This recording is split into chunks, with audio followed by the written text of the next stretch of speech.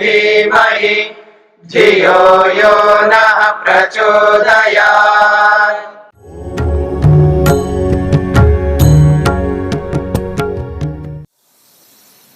योग विद्या के अंतर्गत मन का प्रसंग चल रहा है। मन की 5 अवस्थाओं में से पहली अवस्था की चर्चा आपने सुनी है, चंचल अवस्था, मन की चंचलता। मन की चंचलता को ठीक अर्थ में, उचित अर्थ में, सत्य अर्थ में, न्याय युक्त अर्थ में यदि प्रयोग किया जाता है, वही चंचलता अपने प्रयोजन को पूर्ण करने के लिए कारण बनेगा। यदि उसी चंचलता को असत्य से, अन्याय से, अनुचित से, अधर्म से युक्त होकर उसी चंचलता का प्रयोग किया जाता है, वही चंचलता हमारे प्रयोजन को पूर्ण करने वाली नहीं बन पाएगी। तो चंचलता को चंचलता के रूप में, मन का जो एक स्वभाव है चंचलता, उसको उसी चंचलता के रूप में, यथार्थ रूप में प्रयोग किया जाए तो वही प्रयोजन को पूर्ण करने वाली बनेगी। चंचलता के बाद में दूसरी अवस्था है मन की मूढ़ता, मूढ़ होना। प्रत्येक मनुष्य मूढ़ होता है। संसार में ऐसा कोई व्यक्ति नहीं है जो मूढ़ अवस्था को प्राप्त नहीं होता। मूढ़ अवस्था भी 2 प्रकार की है, एक उचित अर्थ में, एक अनुचित अर्थ में। जैसे चंचलता के लिए एक प्रसिद्ध उदाहरण है बंदर। किसी व्यक्ति को जब यह कहा जाता है ये बंदर है, तो सभी लोग जानते हैं उस व्यक्ति को बंदर क्यों कहा जा रहा है, क्योंकि वो चंचल है। तो चंचलता का एक प्रतीक हो गया बंदर। ठीक इसी प्रकार से यदि किसी व्यक्ति को यह कहा जाए, कठोर भाषा के अंदर कहा जाए, ये तो सुअर है, तो अच्छा नहीं लगेगा व्यक्ति को। थोड़ा सा उसको बदल करके कहा जाए, ये तो अजगर है, ये तो अजगर है, तो ये भी उदाहरण प्रसिद्ध है। ये जो उदाहरण है अजगर या सुअर, ये भी लोक में प्रसिद्ध है। ये मूढ़ता का प्रतीक है। मूढ़ व्यक्ति को, जो मूढ़ता से युक्त होता है, उस व्यक्ति को यह कहा जाता है ये तो अजगर है। इस अवस्था में होता क्या है? इस अवस्था में ज्ञान काम नहीं करता। इस मूढ़ अवस्था में ज्ञान काम नहीं करता। वो जो शरीर के अंदर स्फूर्ति होनी चाहिए, जो विवेक होना चाहिए, जो सत्य को, न्याय को, उचित को, धर्म को साक्षात अनुभव करना होना चाहिए, वो नहीं हो सकता। प्रतीति नहीं हो पाती है व्यक्ति को। बैठा हुआ है कोई व्यक्ति, बैठा हुआ है, आंखें खुली हैं, शरीर ठीक ठाक है, व्यक्ति को देखने से ऐसा लगता है तो बिल्कुल ठीक है, लेकिन वो मूढ़ अवस्था में पहुंचा हुआ होता है, उसको कुछ भी पता नहीं लग रहा होता है, कुछ भी एहसास नहीं हो रहा होता है उस व्यक्ति को। बोला क्या जा रहा है, किसके लिए बोला जा रहा है, क्यों बोला जा रहा है, जो बोली जा रही है वो महत्व कितना रखती है, उसको एहसास नहीं होता, अनुभव नहीं होता है। जैसे किसी जड़ पदार्थ के सामने कुछ बोल रहे हो तो उसको कुछ एहसास नहीं होता, वो तो जड़ है, वो चेतन नहीं है, वो लिविंग थिंग नहीं है, नॉन लिविंग थिंग है। तो ये व्यक्ति भी उसी प्रकार हो जाता है, नॉन लिविंग थिंग कर, यानी जड़ वस्तु की तरह। वो जो मूढ़ अवस्था है, उस मूढ़ अवस्था में हर व्यक्ति जाता है। दुनिया में कोई ऐसा व्यक्ति नहीं है जो मूढ़ अवस्था को प्राप्त नहीं होता। और जितना अच्छे ढंग से एक योगी व्यक्ति, एक योगाभ्यासी व्यक्ति योग को अपने जीवन में उतार करके चलने वाला व्यक्ति जिस रूप में उस मूढ़ अवस्था का प्रयोग करना चाहिए वो योगी व्यक्ति करता है, साधारण व्यक्ति नहीं कर पाता है। लेकिन मूढ़ दोनों ही होते हैं, योगी भी मूढ़ होता है और साधारण व्यक्ति भी मूढ़ होता है, लेकिन दोनों की मूढ़ता में अंतर है। क्या अंतर है? मूढ़ अवस्था में व्यक्ति बोध नहीं रखता, अनुभूति नहीं रखता, और वो जो अवस्था है उसके लिए आप निद्रा को ले सकते हैं। निद्रा की जो स्थिति होती है वो मूढ़ अवस्था में होती है। जब मन के अंदर मूढ़ अवस्था आ जाती है या मूढ़ अवस्था काम में, क्रिया में प्रवृत्त होती है, मन के जिस भाग के अंदर, जिस विभाग के अंदर वो मूढ़ अवस्था वो कार्यान्वित होने लगती है, क्रिया रूप में आने लगती है, तब व्यक्ति को नींद आती है, तब व्यक्ति को आलस्य आता है, तब व्यक्ति को तंद्रा आती है। ये जो निद्रा है, तंद्रा है, आलस्य है, ये मूढ़ अवस्था के कारण से है।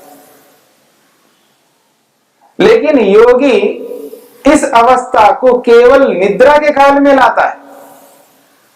इस मूढ़ अवस्था को निद्रा के समय में ले आता है। जब उसको निद्रा लेनी है, जब उसको सोना है, समस्त कार्यों से निवृत्त हुआ है, अब उसको कार्य नहीं करना, शरीर थक गया, प्रातःकाल से लेकर के रात्रि पर्यंत शरीर से काम लिया, उचित रूप में लिया, अब इस शरीर को विश्राम देना है,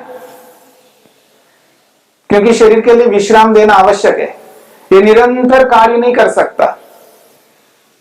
तो शरीर को विश्राम देने के लिए योगी को तंद्रा में जाना पड़ता है, निद्रा में जाना पड़ता है, और वो आवश्यक है। उस मूढ़ अवस्था में ही शरीर को विश्राम मिल सकता है, और जितने समय के लिए शरीर को विश्राम चाहिए उतने समय के लिए शरीर को मूढ़ अवस्था में रखता है।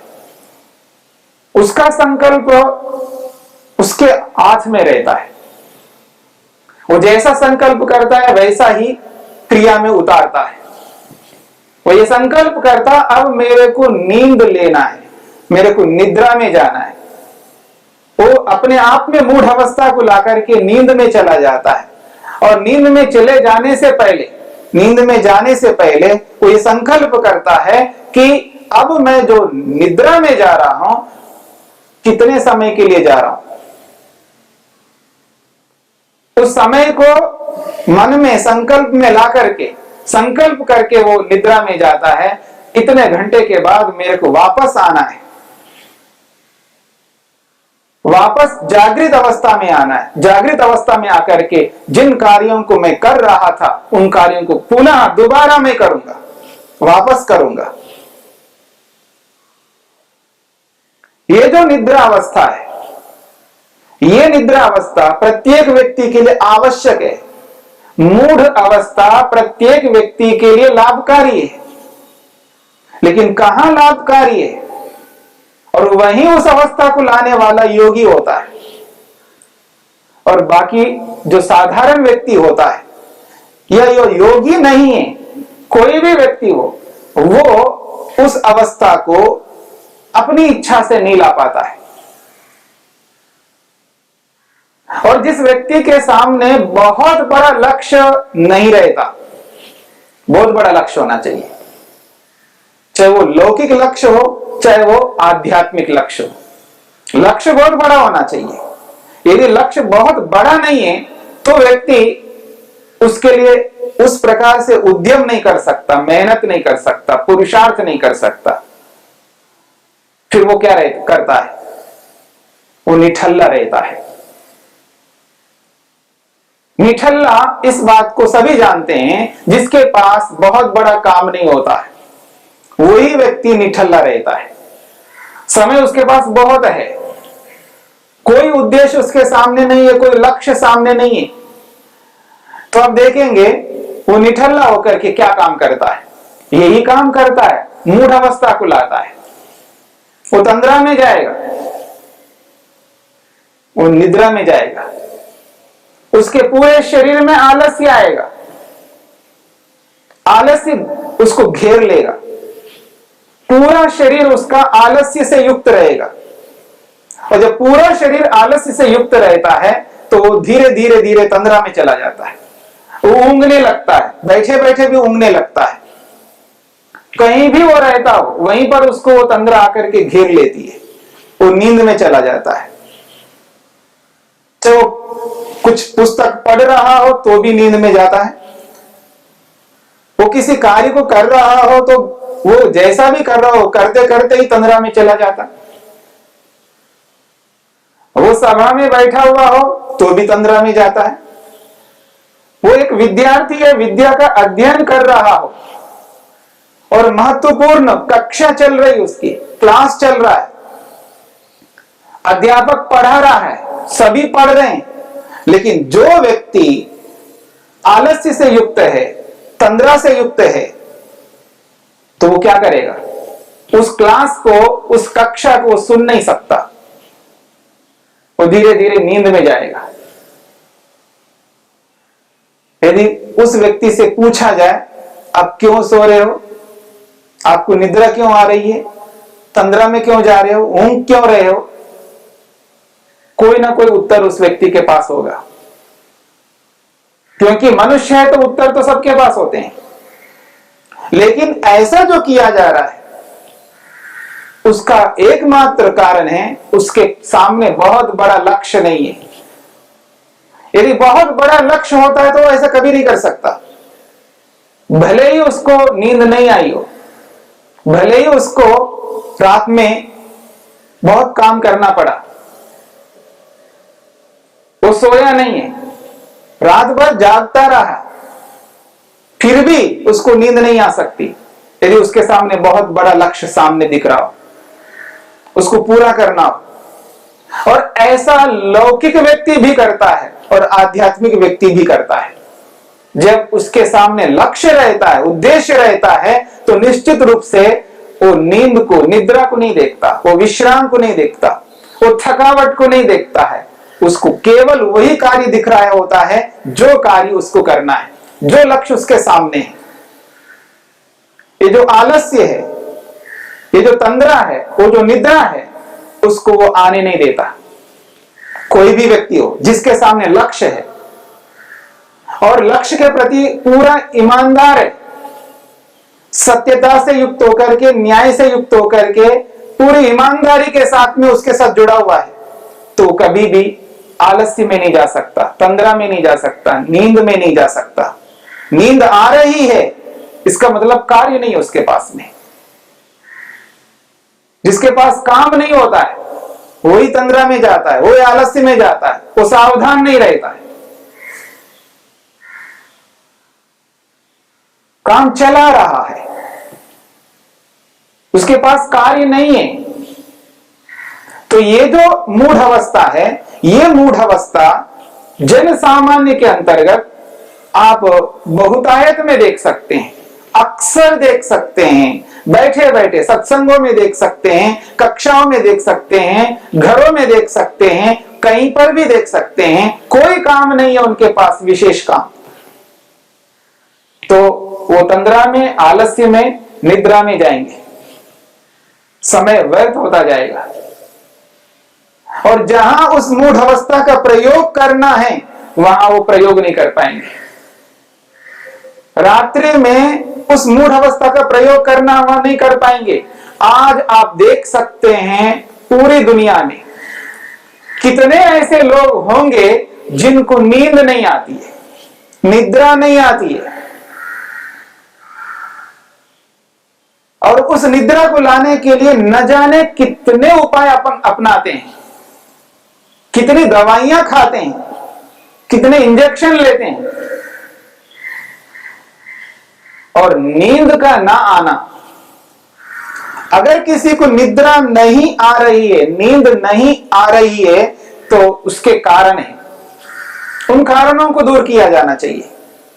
कोई भी कारण हो सकता है, रोग भी कारण है, किसी और रोग के कारण से उसको नींद नहीं आती है, लेकिन बहुत सारे कारण उसके व्यक्तिगत कारण होते हैं, और उन व्यक्तिगत कारणों के कारण से अन्यत्र दिन के अंदर वो अपने समय का सदुपयोग न करने के कारण से, समय को व्यवस्थित न करने के कारण से, अपने कार्यों को विधिवत न करने के कारण से, और एक बहुत बड़े लक्ष्य को सामने रख करके न चलने के कारण से वो व्यक्ति ऐसा कर करके और अनिद्रा के रोगी बन जाता है। उसको जिस वक्त, जिस समय जब आवश्यकता है नींद की, तब उसको नींद नहीं आ रही होती है। जब आवश्यकता ही नहीं होती है, वहां कुछ करने की स्थिति है, वहां पर उसको नींद आ रही होती है।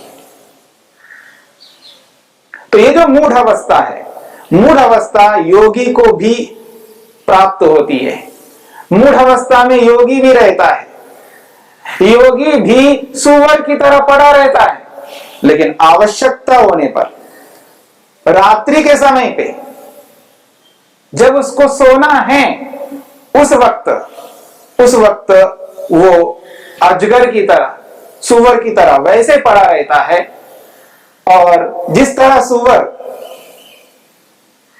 पड़ा रह करके अपने प्रयोजन को पूरा करता है, वैसे ही योगी भी अपने प्रयोजन को पूरा करता है, लेकिन केवल उसी वक्त, उसी समय जब उसको नींद लेना है, उचित रूप में लेना है, न्याय युक्त है, वो सत्य से युक्त है, और ऐसी स्थिति को सभी लोग स्वीकार करते हैं, कोई उसको मना नहीं कर सकते हैं। इस स्थिति में वो जो मूढ़ अवस्था है, वो योगी के प्रयोजन को पूर्ण करने वाला, योगी के प्रयोजन को पूर्ण करने वाली वो मूढ़ अवस्था, और सामान्य व्यक्ति की वो मूढ़ अवस्था प्रयोजन से हटाने वाली होती है, दूर भगाने वाली होती है। तो इस स्थिति में इस मूढ़ अवस्था को हमें समझना है, उचित मूढ़ अवस्था और अनुचित मूढ़ अवस्था, कहां पर मूढ़ होना है और कहां पर नहीं होना है। ये यदि व्यक्ति समझ लेता है, जान लेता है, और उसको समझ करके, जान करके व्यवहार में, क्रिया के रूप में लाता है, तब जाकर के व्यक्ति अपने प्रयोजन की ओर अग्रसर होता है। और जिस प्रयोजन के लिए जन्म मिला, जिस प्रयोजन के लिए हम मनुष्य हैं, उस प्रयोजन को तभी हम पूरा कर सकते हैं। अन्यथा उस अवस्था को न समझ करके अपने जीवन को वहीं पर बनाए रखेंगे, पुनः पुनः हमको उसी स्थिति में आना पड़ेगा। द्यौः शान्तिरन्तरिक्षं शान्तिः पृथिवी शान्तिरापः शान्तिरोषधयः